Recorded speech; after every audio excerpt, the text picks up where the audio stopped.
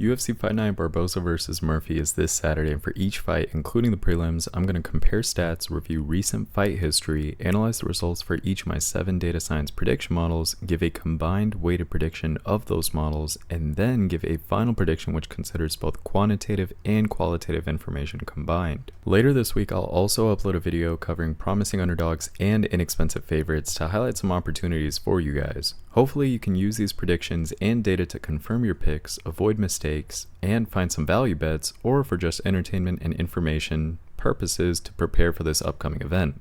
Please like and subscribe if you find this interesting, informative, or helpful, as it'll help keep me motivated in continuing to create these videos for you. I've also added my Patreon information in the description if you want to support me through that for $5 or $10 a month.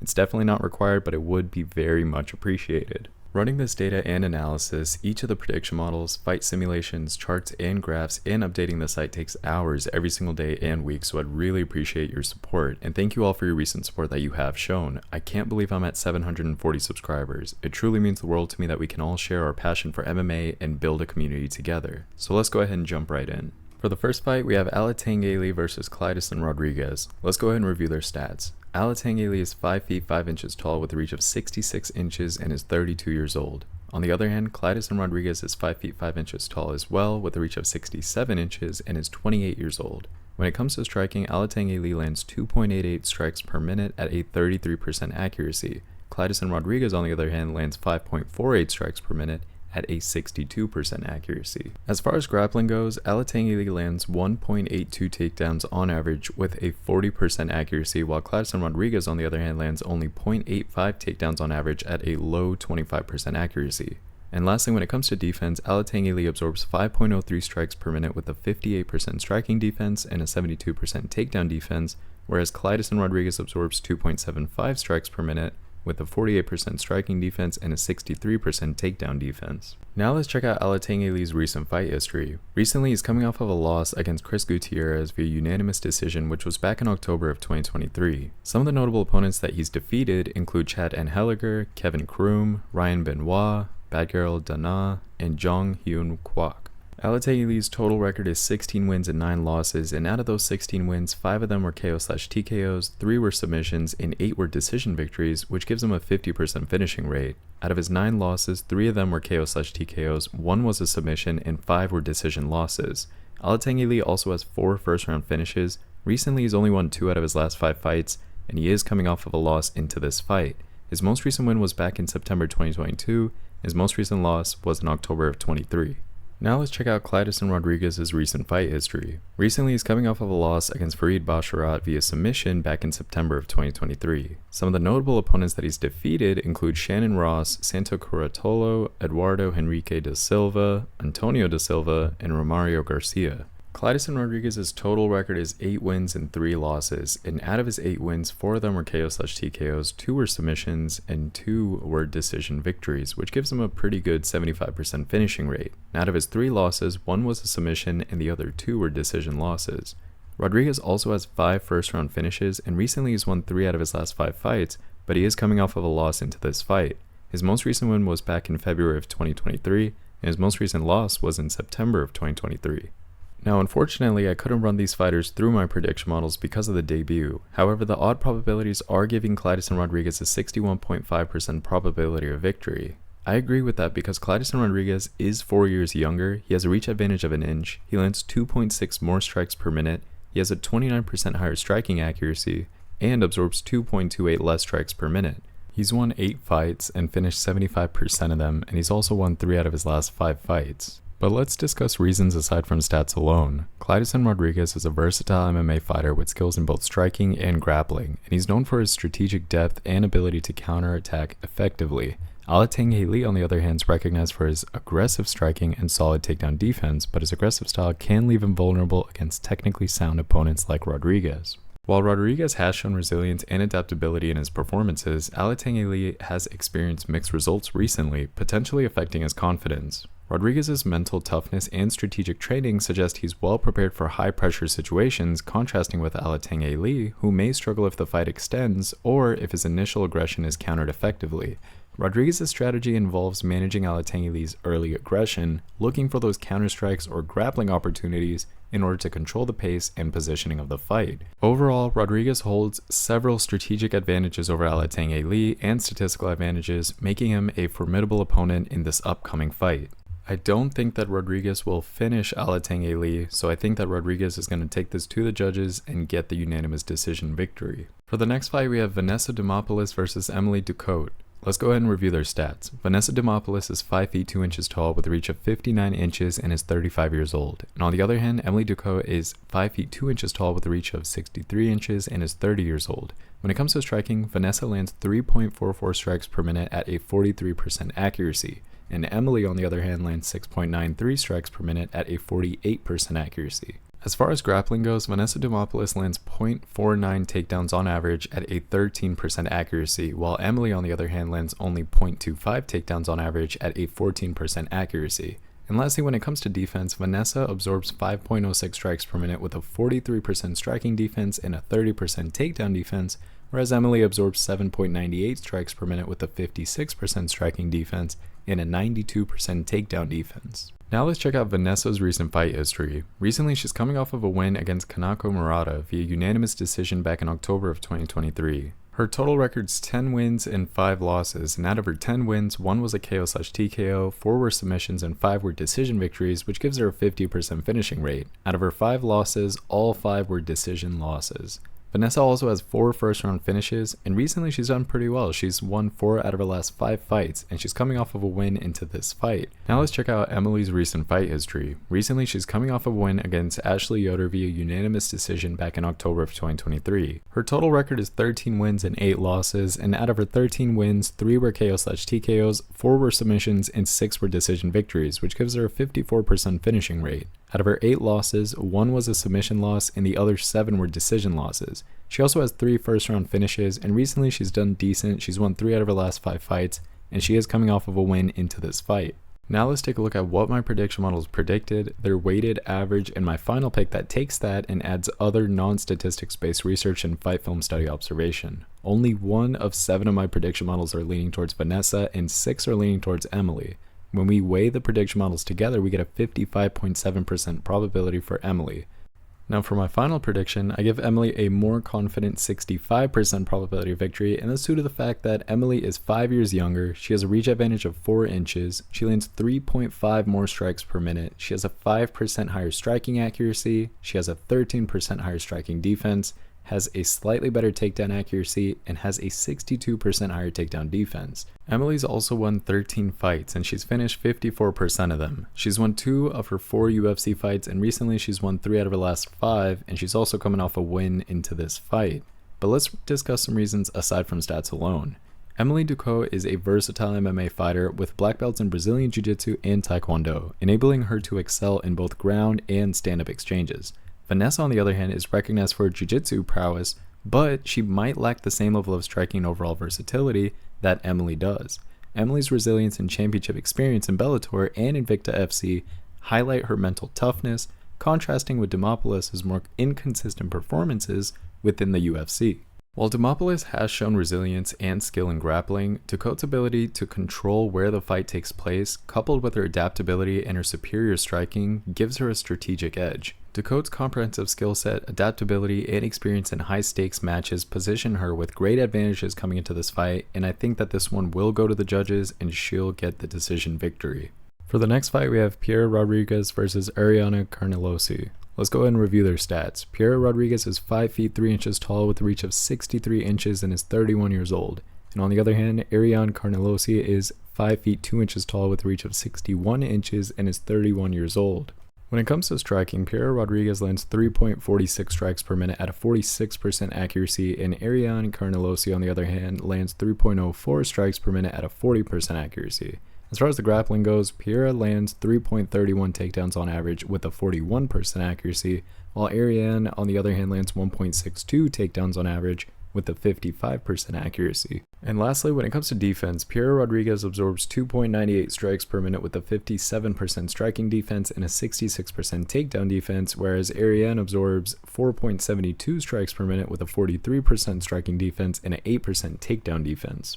Now let's check out Piera's recent fight history. Recently, she's coming off of a loss against Gillian Robertson via submission back in April 15, 2023. And some of the notable opponents that she's defeated include Sam Hughes, Kay Hansen, Valissa Machado, and Kayla Haracho. And some of the notable opponents that she's lost to include Gilbert Robertson. That's her only loss. Her total record's 9 wins and that 1 loss. And out of those 9 wins, 5 of them were KO/TKOs, 4 of them were decision victories, which gives her a 55.6% finish rate. Her only loss was a submission loss. She doesn't have any first round finishes. Recently, she's won 4 out of her last 5 fights, but she is coming off of a loss into this fight. Her most recent win was back in October of 2022, and her most recent loss was in April of 2023.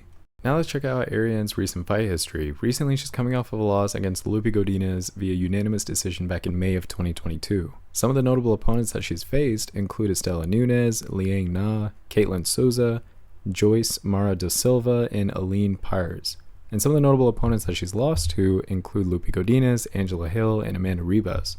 Her total record's 14 wins and 3 losses, and out of her 14 wins, 9 of them were KO/TKOs, 2 of them were submissions, and 3 were decision victories, which gives her a 78.6% finishing rate. Out of her 3 losses, 1 was a KO/TKO, 1 was a submission, and 1 was a decision loss. She has 4 first-round finishes. She's recently won 3 out of her last 5 fights, but she is coming off a loss into this fight. Her most recent win was in October of 2021, and her most recent loss was in May of 2022. Now let's take a look at what my prediction models predicted, their weighted average, and my final pick that takes that and adds other non-statistics based research and fight film studying as well. All 7 of my prediction models are leaning towards Piera Rodrigues, and none are leaning towards Ariane. When we weigh the prediction models together, we get a 70.7% probability for Piera. For my final prediction, I give Piera Rodrigues a slightly less confident 67% probability of victory, and that's due to the fact that Ariane has a 14% higher takedown accuracy. But the reason that I'm giving Piera Rodrigues the victory is due to the fact that Piera Rodrigues has a height advantage of 1 inch, she has a reach advantage of 2 inches, she lands 0.42 more strikes per minute, she has a 6% higher striking accuracy, she absorbs 1.74 less strikes per minute, she has a 14% higher striking defense, she lands 1.69 more takedowns on average, and has a 58% higher takedown defense. Piera Rodrigues has won 9 fights. She's finished 56% of them. She's won 2 of 3 of her UFC fights. She's recently won 4 out of her last 5 fights, but she is coming off of a loss into this fight. But let's discuss some reasons why I think she's going to win aside from stats alone. Rodrigues' dynamic and aggressive fighting style, blending Muay Thai striking with tactical ground and pound, gives her versatility in both stand-up and ground exchanges. With recent wins in the UFC showcasing her ability to handle pressure, Rodrigues enters the fight with momentum and mental resilience. Her experience against aggressive strikers using technical skill to counter their power prepares her well for Carnelossi's brawling style. Rodrigues' strategic approach emphasizes speed and technical superiority, aiming to exploit Carnelossi's tendencies to engage in close-range brawls. By capitalizing on Carnelossi's potential overcommitment and defensive lapses, Rodrigues positions herself as a formidable opponent likely to overcome Carnelossi's aggressive approach. She's not much of a finisher, so I don't think she's going to get a finish in this fight. I think this one goes to the judges as well, and is going to be a unanimous decision victory in favor of Rodrigues. For the next fight, we have Hailey Cowan versus Tamires Vidal. Let's go ahead and look at their stats. Hailey is 5 feet 7 inches tall with a reach of 67 inches and is 32 years old. And on the other hand, Tamires Vidal is 5 feet 5 inches with a reach of 68 inches and is 25 years old. When it comes to striking, Hailey lands 2.97 strikes per minute at a 42% accuracy. Tamires Vidal, on the other hand, lands 4.25 strikes per minute at a 55% accuracy. As far as grappling goes, Hailey lands 1.5 takedowns on average with a 33% accuracy, while Tamires Vidal, on the other hand, doesn't have any takedown stats recorded.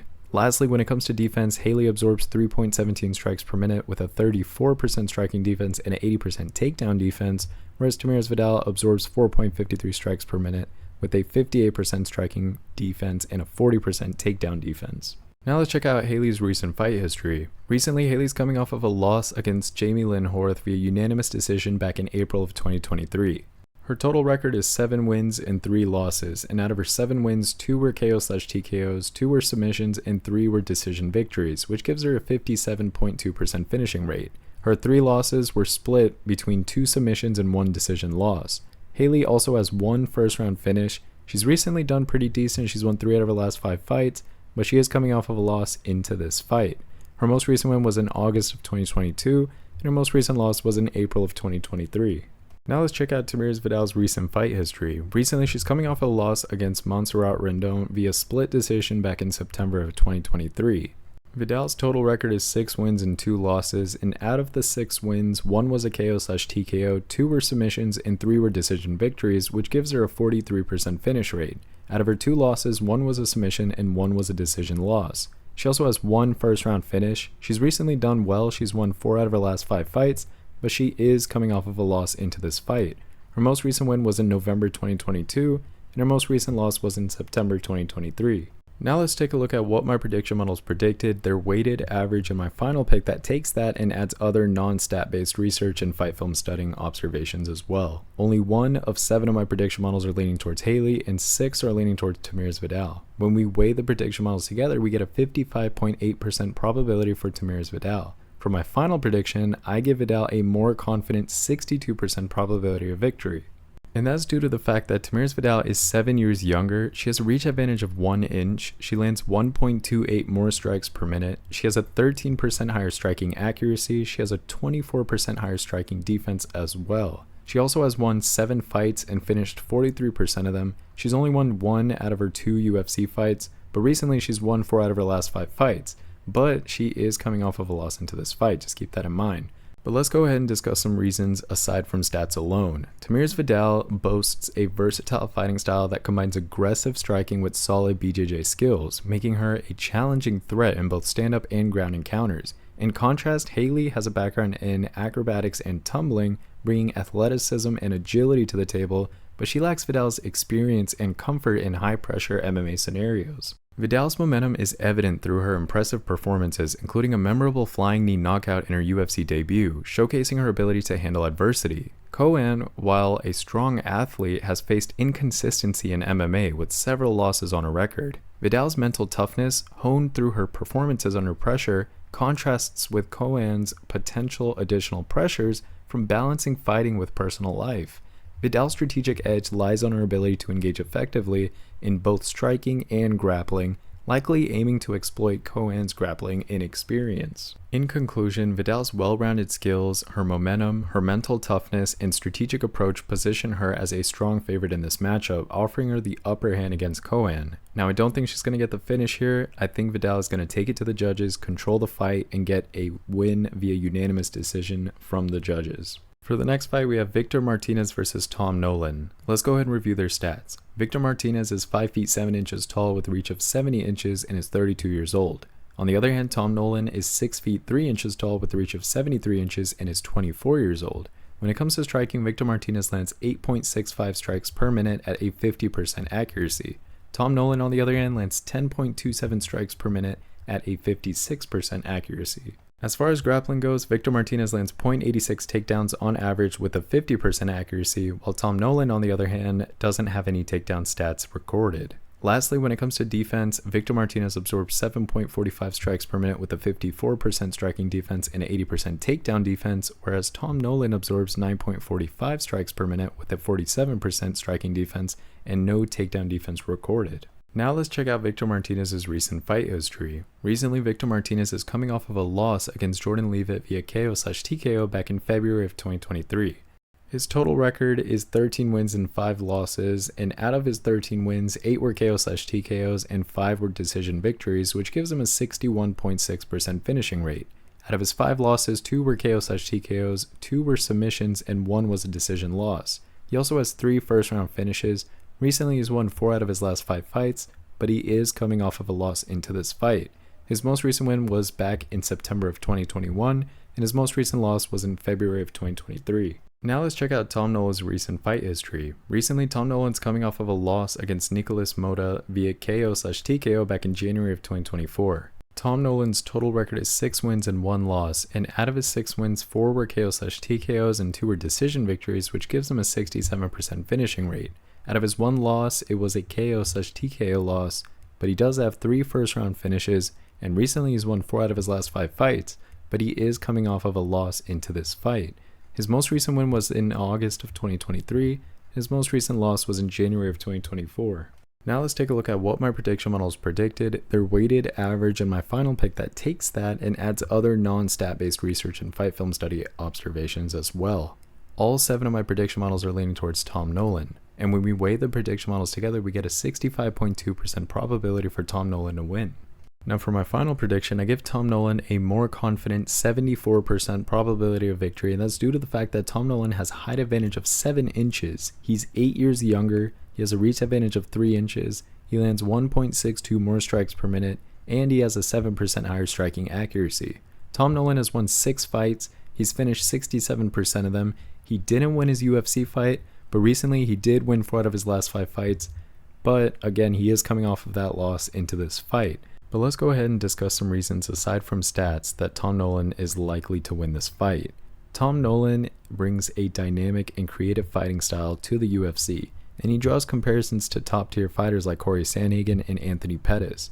His emphasis on creativity, length, cardio, coupled with his brown belt in BJJ, makes him a versatile threat in both striking and grappling.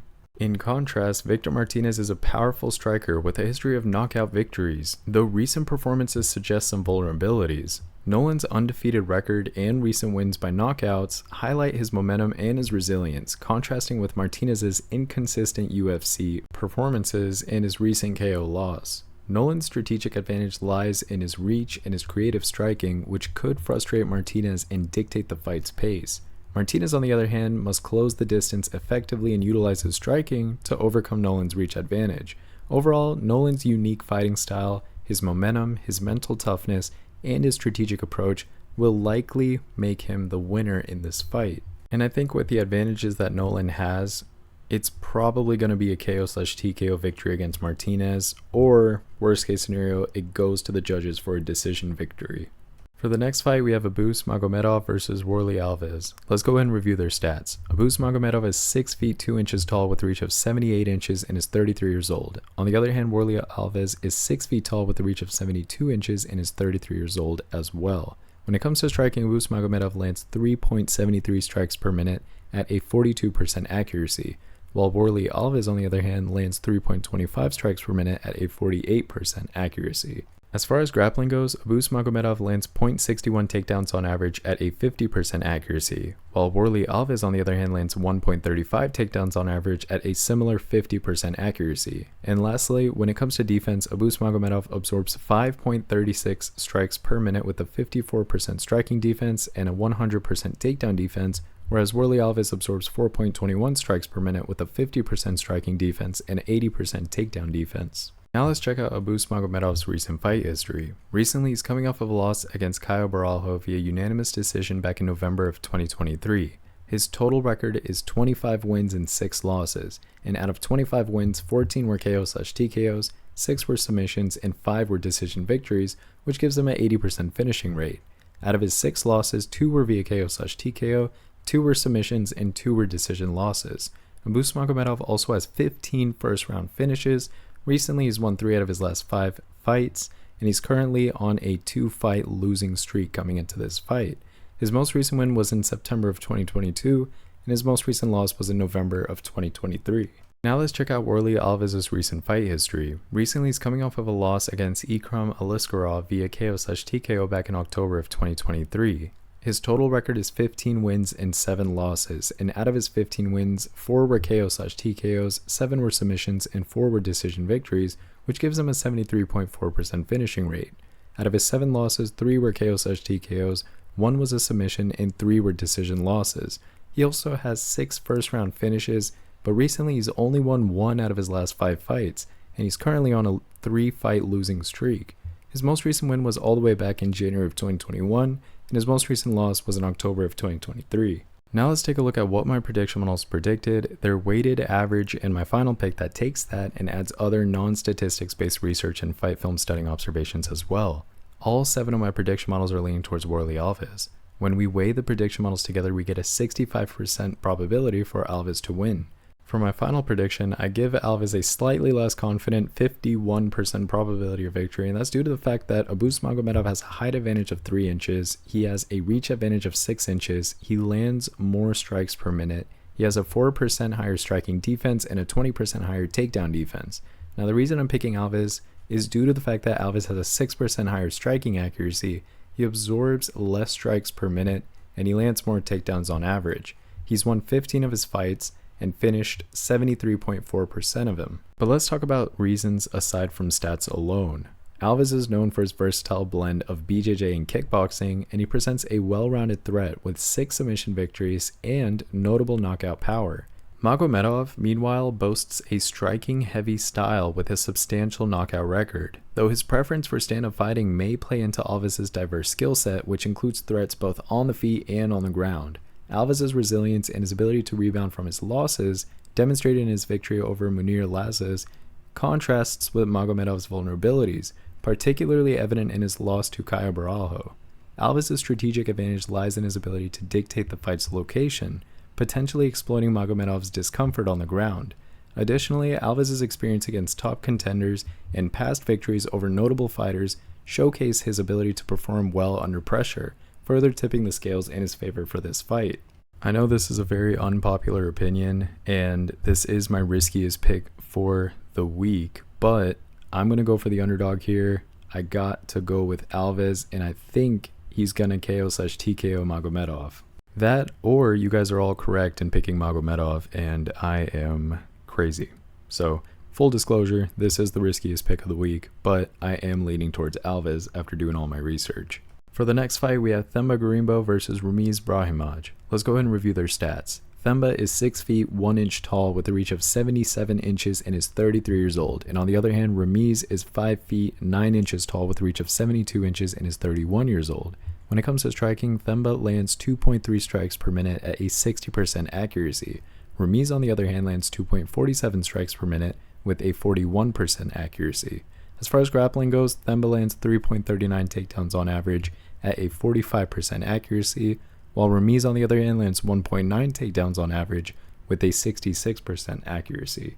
And lastly, when it comes to defense, Themba absorbs 1.67 strikes per minute with a 46% striking defense and a 66% takedown defense, whereas Ramiz absorbs 4.08 strikes per minute with a 50% striking defense and a 58% takedown defense. Now let's check out Themba's recent fight history. Recently, Themba's coming off of a win against Pete Rodrigues via KO/TKO back in February of 2024. His total record is 12 wins and 4 losses, and out of his 12 wins, 2 were KO/TKOs, 6 were submissions, and 4 were decision victories, which gives him a 67% finishing rate. Out of his 4 losses, 1 was a KO/TKO, 2 were submissions, and 1 was a decision loss. Themba also has 5 first-round finishes, and recently he's won 3 out of his last 5 fights, and he's also coming into this fight with a 2-fight win streak. His most recent win was in February of 2024, and his most recent loss was in February of 2023. Now let's check out Ramiz's recent fight history. Recently, Ramiz is coming off of a win against Michael Gilmore via submission back in February of 2022. His total record is 10 wins and 4 losses, and out of his 10 wins, all of them were submissions, which gives him a 100% finishing rate. Out of his 4 losses, 1 of them was a KO/TKO, and the other 3 were decision losses. He also has 9 first-round finishes. Recently, he's won 3 out of his last 5 fights, and he is coming off of a win into this fight. His most recent win was in February of 2022, and his most recent loss was in January of 2022. Now let's take a look at what my prediction models predicted, their weighted average, and my final pick that takes that and adds other non-stat based research and fight film study observations as well. All 7 of my prediction models are leaning towards Themba Gorimbo, and none of them are leaning towards Ramiz. When we weigh the prediction models together, we get a 69.7% probability for Themba Gorimbo to win. After doing some research outside of statistics as well as watching their previous fights, I think the weighted prediction is a fair one, as due to the fact that Themba Gorimbo has a height advantage of 3 inches, he has a reach advantage of 5 inches, he has a 19% higher striking accuracy, he absorbs 2.41 less strikes per minute, he lands 1.49 more takedowns on average, and he has a 9% higher takedown defense. He's won 12 fights and finished 67% of them, and he's won 2 out of his 3 UFC fights. And recently he's won 3 out of his last 5 fights, and he's coming off of 2 wins as well. Now let's talk about reasons aside from stats alone. Gorimbo's well-rounded skill set and versatility in striking and grappling make him a challenging opponent against Brahimaj, who is primarily known for his grappling ability. Gorimbo's momentum, showcased by victories in various promotions, has built his confidence up and prepared him for high-stakes matches. His mental toughness, demonstrated by overcoming challenges to compete globally, will be crucial against Brahimaj's early grappling attempts. Gorimbo's historical success against grapplers indicates a clear strategy to counter Brahimaj's approach. His camp is likely focusing on takedown defense and striking accuracy to exploit Brahimaj's grappling reliance. Gorimbo's conditioning and his ability to push the pace could also exploit Brahimaj's endurance, and for those reasons, I think Gorimbo is going to get a KO/TKO, or it's going to go to the judges for a decision. Bottom line, Gorimbo wins this fight. For the next fight, we have Luana Pinheiro versus Angela Hill. Let's go ahead and review their stats. Luana is 5 feet 2 inches tall with a reach of 62 inches and is 31 years old. And on the other hand, Angela Hill is 5 feet 3 inches tall with a reach of 64 inches and is 39 years old. When it comes to striking, Luana lands 3.89 strikes per minute at a 41% accuracy. Angela Hill, on the other hand, lands 5.44 strikes per minute at a 50% accuracy. As far as grappling goes, Luana lands 2.36 takedowns on average at a 40% accuracy, while Angela Hill, on the other hand, lands 0.73 takedowns on average with a 34% accuracy. And lastly, when it comes to defense, Luana absorbs 4.38 strikes per minute with a 62% striking defense and a 66% takedown defense, whereas Angela Hill absorbs 4.94 strikes per minute with a 61% striking defense and a 75% takedown defense. Now let's check out Luana's recent fight history. Recently, she's coming off of a loss against Amanda Ribas via KO/TKO back in November of 2023. Her total record is 10 wins and 2 losses, and out of her 10 wins, 2 of them were KO/TKOs, 5 of them were submissions, and 3 were decision victories, which gives her a 63.7% finishing rate. Out of her 2 losses, 1 was a KO/TKO and the other was a decision loss. She also has 7 first-round finishes. Recently, she's done well. She's won 4 out of her last 5 fights, but she is coming off of a loss into this fight. Her most recent win was in April of 2023, and her most recent loss was in November of 2023. Now let's check out Angela Hill's recent fight history. Recently, Angela Hill is coming off of a win against Denise Gomez via unanimous decision back in November of 2023. Her total record is 16 wins and 13 losses, and out of her 16 wins, 5 of them were KO/TKOs and 11 were decision victories, which gives her a 31.3% finishing rate. Out of her 13 losses, 2 were submissions and 11 were decision losses. Angela Hill also has 1 first-round finish. She's recently won 3 out of her last 5 fights, and she is coming off of a win into this fight. Her most recent win was in November of 2023, and her most recent loss was in May of 2023. Now let's take a look at what my prediction models predicted, their weighted average, and my final pick that takes that and adds other non-statistics based research and fight film studying as well. 6 out of 7 of my prediction models are leaning towards Luana Pinheiro, and 1 is leaning towards Angela Hill. When we weigh the prediction models together, we get a 56.5% probability of victory for Luana Pinheiro. However, I'm going to go opposite of the prediction models here and give the veteran fighter Angela Hill a 50.9% probability of victory. And the reason for that is that Angela Hill has a height advantage of 1 inch, she has a reach advantage of 2 inches, she lands 1.55 more strikes per minute on average, she has a 9% higher striking accuracy, and has a 9% higher takedown defense. She's won 16 fights and finished 31.3% of them, and the ones that she didn't finish, she took control of and took it to the judges. She's won 11 of her 24 UFC fights, and I know that doesn't sound very impressive, but that gives her a lot of experience in the UFC, so she's going to be very comfortable in the octagon. Recently, she's won 3 out of her last 5 fights, and she's coming off of that win, so she has some momentum. So, aside from stats alone, Hill's striking finesse, stemming from her Muay Thai background, sets her apart in this fight, especially against Pinheiro, who leans on her judo expertise. Hill's experience in high-stake fights and her adaptability in the octagon give her an edge, even though she has a bit of a mixed UFC record. Pinheiro's grappling proficiency is also formidable, but Hill's adept takedown defense and striking variety could thwart Pinheiro's plans to take the fight to the ground. While Pinheiro aims to close the distance and employ her judo, Hill's strategy will likely involve maintaining distance and unleashing her striking arsenal in order to control the fight's tempo. Hill's strategic ability, combined with her resilience and striking acumen, are really working in her favor for this fight. If you watch any of her previous fights or even look at her record statistics, you know she's not much of a finisher. So I'm going to go ahead and say that Angela Hill will win this fight via unanimous decision, and it's going to go to the judges. For For the next fight, we have Adrian Yanez versus Vinicius Salvador. Let's go ahead and review their stats. Adrian Yanez is 5 feet 6 inches tall with a reach of 70 inches and is 30 years old. And on the other hand, Vinicius Salvador is 5 feet 6 inches tall as well, also with a reach of 70 inches, but is 3 years younger at 27 years old. Now when it comes to striking, Adrian Yanez lands 6.15 strikes per minute at a relatively low 39% accuracy. Vinicius Salvador, on the other hand, lands 5.44 strikes per minute at a slightly higher 42% accuracy. As far as grappling goes, Adrian Yanez doesn't have much recorded, while Vinicius Salvador, on the other hand, lands 0.38 takedowns on average at an 11% accuracy. And lastly, when it comes to defense, Adrian Yanez absorbs 5.73 strikes per minute with a 57% striking defense and a 100% takedown defense, whereas Vinicius Salvador absorbs 6.05 strikes per minute with a 49% striking defense and an 86% takedown defense. Now let's check out Adrian Yanez's recent fight history. Recently, he's coming off of a loss against Jonathan Martinez via KO/TKO back in October 14, 2023. His total record is 16 wins and 4 losses, and out of his 16 wins, 10 were KO/TKOs, 2 were submissions, and 4 were decision victories, which gives him a 75% finishing rate. Out of his 4 losses, 2 of them were via KO/TKO and the other 2 were decision losses. Now he does have 6 first-round finishes.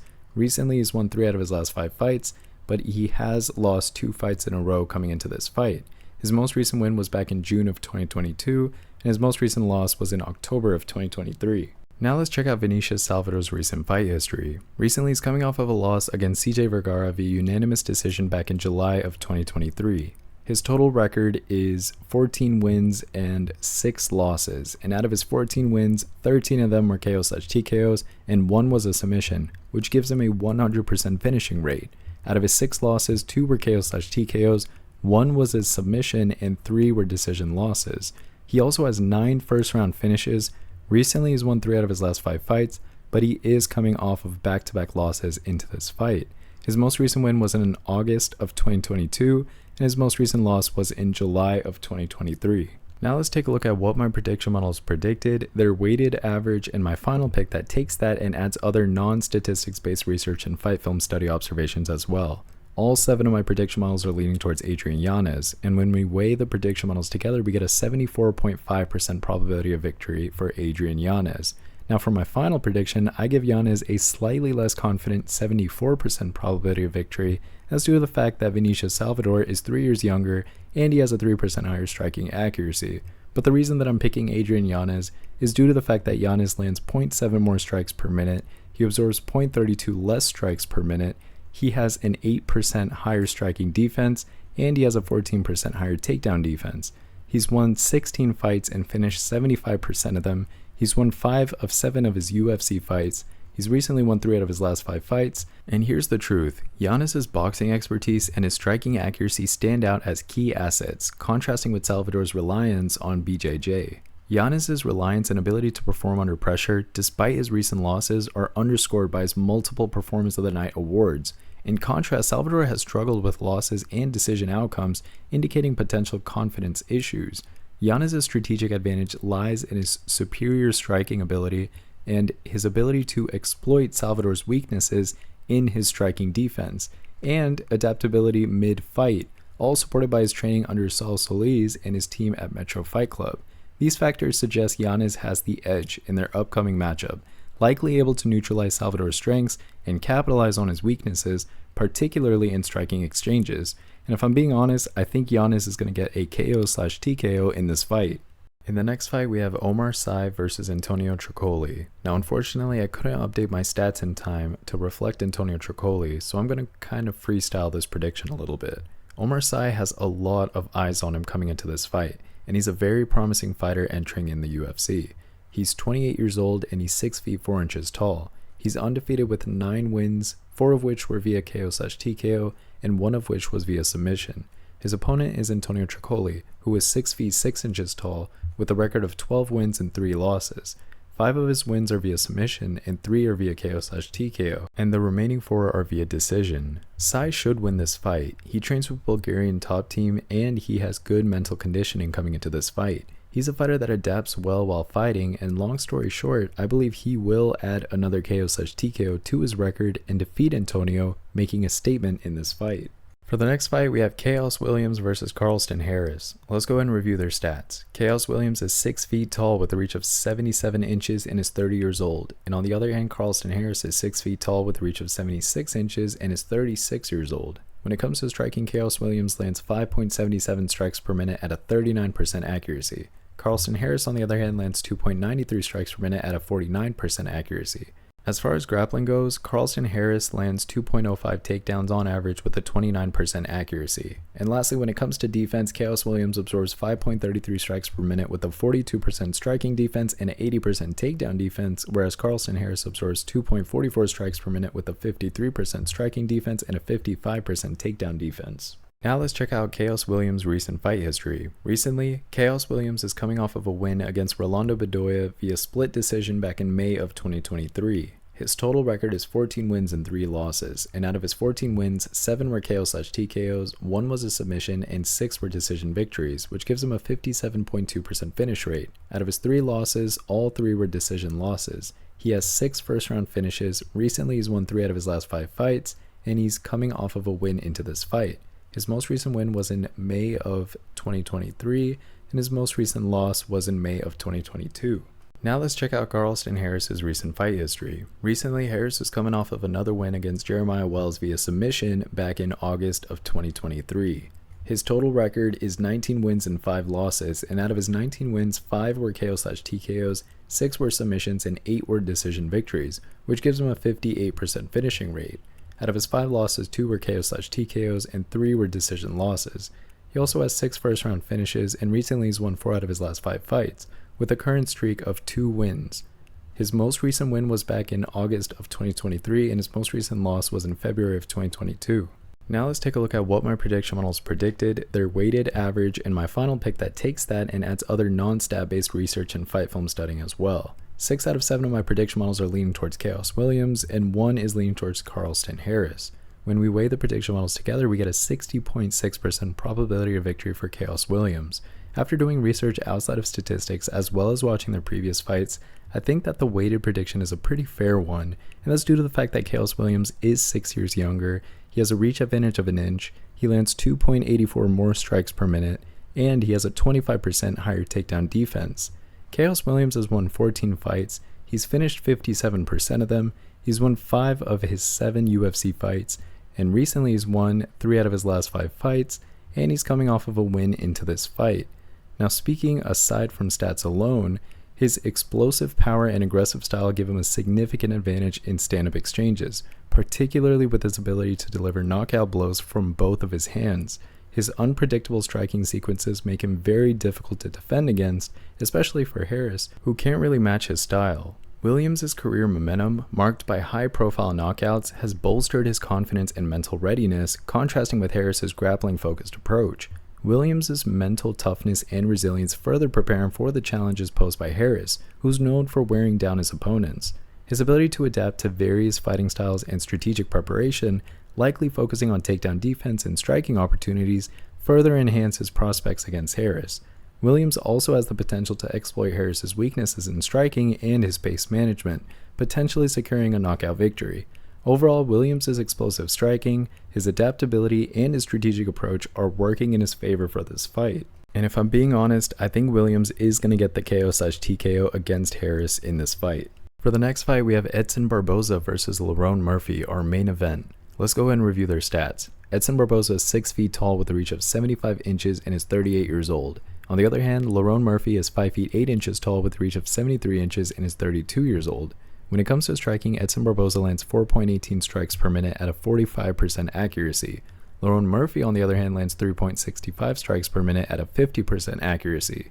As far as grappling goes, Edson Barboza lands 0.48 takedowns on average at a 50% accuracy, while Lerone Murphy, on the other hand, lands 1.29 takedowns on average with a 46% accuracy.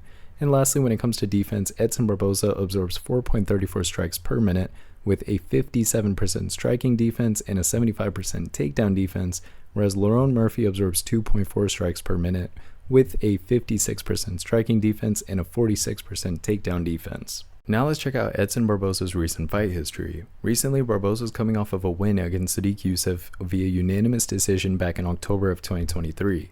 Some of the notable opponents that he's defeated include Billy Quarantillo, Shane Burgos, Makwan Amirkhani, and Dan Hooker. And some of the notable opponents that he's lost to include Bryce Mitchell, Giga Chikadze, Dan Ige, Paul Felder, and Justin Gaethje. Edson Barboza's total record is 24 wins and 11 losses, and out of his 24 wins, 14 were KO/TKOs, 1 was a submission, and 9 were decision victories, which gives him a 62.5% finish rate. Out of his 11 losses, 4 were via KO/TKO, 2 were submissions, and 5 were decision losses. Edson Barboza also has 8 first-round finishes. Recently, he's won 3 out of his last 5 fights, and he currently is on a winning streak of 2 fights in a row. His most recent win was back in October of 2023, and his most recent loss was back in March of 2022. Now let's check out Lerone Murphy's recent fight history. Recently, Murphy's coming off of a win against Josh Kulibau via unanimous decision back in July of 2023. Some of the notable opponents that he's defeated include Gabriel Santos, Makwan Amirkhani, Douglas Silva de Andrade, and Ricardo Ramos. His total record is 13 wins and 0 losses, and out of his 13 wins, 7 were KO/TKOs and 6 were decision victories, which gives him a 54% finishing rate. He also has 6 first-round finishes. Now let's take a look at what my prediction models predicted, their weighted average, and my final pick that takes that and adds other non-stat based research and fight film study observations as well. Only 1 of 7 of my prediction models are leaning towards Edson Barboza, and 6 are leaning towards Lerone Murphy. When we weigh the prediction models together, we get a 60.7% probability of victory for Lerone Murphy. For my final prediction, I give Murphy a slightly less confident 60% even probability of victory. That's due to the fact that Edson Barboza does have a height advantage of 2 inches, he has a reach advantage of 2 inches, he lands a little bit more strikes per minute, he has a slightly higher striking defense, and he has a 4% higher takedown accuracy as well, with a 29% higher takedown defense. Now the reason I am picking Lerone Murphy is due to the fact that Murphy is 6 years younger, he has a 5% higher striking accuracy, he absorbs 1.94 less strikes per minute, he lands 0.81 more takedowns on average, and he lands 0.8 more submissions on average as well. Murphy has won 13 fights, he's finished 54% of them, and he's won 5 out of 6 of his UFC fights. Now let's discuss some reasons aside from stats alone. Murphy's blend of striking and resilience, stemming from his kickboxing background and adaptability in fights, presents a very unique challenge for Barboza. Despite Barboza's striking skills, Murphy's precision and his power could match or even surpass it. Murphy's undefeated record and recent performances, including a Performance of the Night award, highlight his momentum and his ability to perform under pressure, contrasting with Barboza's recent ups and downs.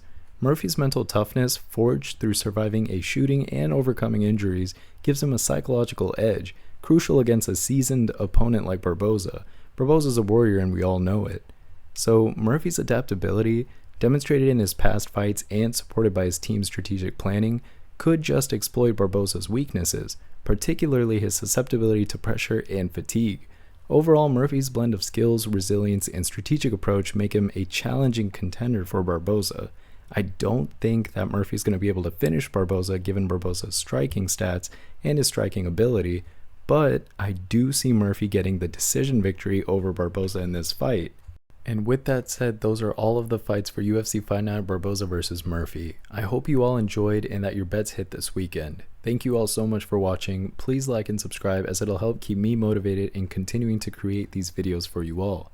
Running this data and analysis and prediction models and the charts and graphs takes hours every day and week, so I'd greatly appreciate your support.